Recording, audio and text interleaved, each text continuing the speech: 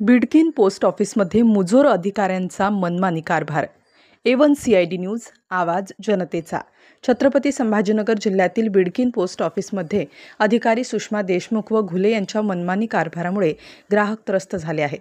अधिकारी ग्राहकांशी असभ्य व उद्धट भाषेत बोलतात। पोस्ट ऑफिसमध्ये व्यवहारासाठी पुरेशी जागा नसल्याने महिलांना बाहेर अरुंद गल्लीत उभे केले जाते। या गल्लीत सतत पुरुषांची ये-जा होत असते, त्यामुळे महिलांना लाजिरवाण्या परिस्थितीला सामोरे जावे लागते।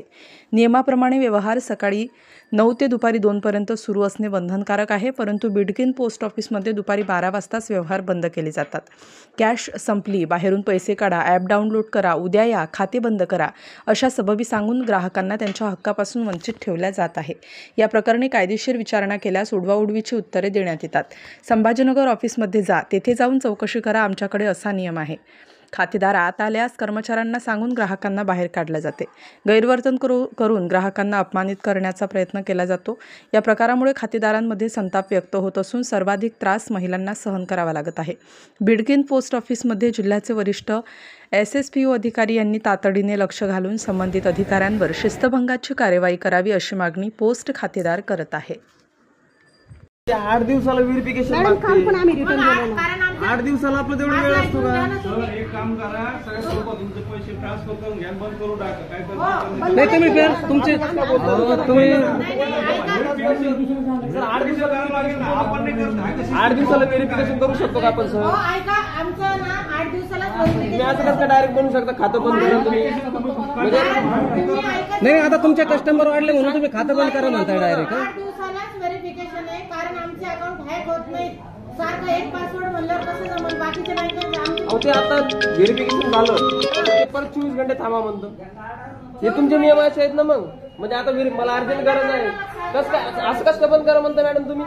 खातं हे बघा मॅडम, चुकीचं बोलताय तुम्ही। खातं डायरेक्ट बंद करा म्हणून तुम्ही आम्हाला ब्लेम करू नाही शकत, डायरेक्ट खातं बंद करा म्हणून मी असं बोलताय सर? हे चुकीचं आहे तुमचं, हे चुकीचं आहे तुमचं। आमचं जी सर्व्हिस आहे ती आम्ही दिली, त्याचं डेलिगेट काउंटर नाही आहे, शेअर्ड काउंटर आहे। ऋतुजा मॅडम, लेडीजचं घेऊ नका, यांचा घ्या, लेडीज घेऊच नका, एवढं म्हणणं आहे। जेंट्सला पैसे देऊन टाका, काय असेल ते।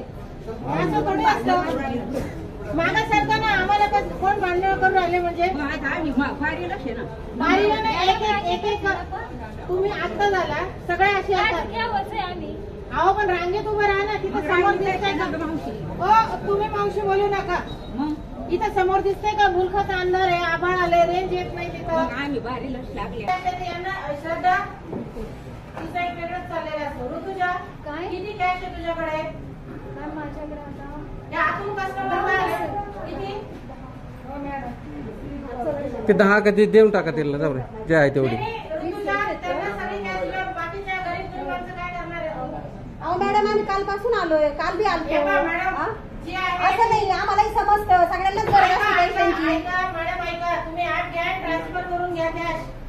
असं आतून तुम्ही आमच्या सरकारी ऑफिस मध्ये घुसू नाही शकत। बाकीचे लोक पण आम्हाला माहिती। अहो, पण बाकीचे नंबर आला तिचा, नंबर येऊन इकडे आली ती, नंबर येऊन सगळी कॅश देऊ शकत नाही। ऋतुजा, तू बोलत नाही बाळा, सगळे नाही देऊन आपल्याला द्या आणि बाहेरच्या सर्व्हिस घ्या। बाकीचे लोक घुसले तर आम्ही काय करायचं? हे चुकीचं चाललंय। तू बाहेरून जा ना, का ठेव तिथं, बाहेरून जा तू, बाहेरून या।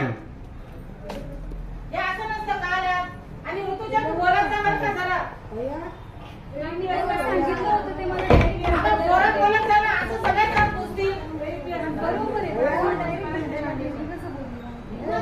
अशाच नवनवीन घडामोडी जाणून घेण्यासाठी चॅनलला लाईक, शेअर आणि सबस्क्राईब करा।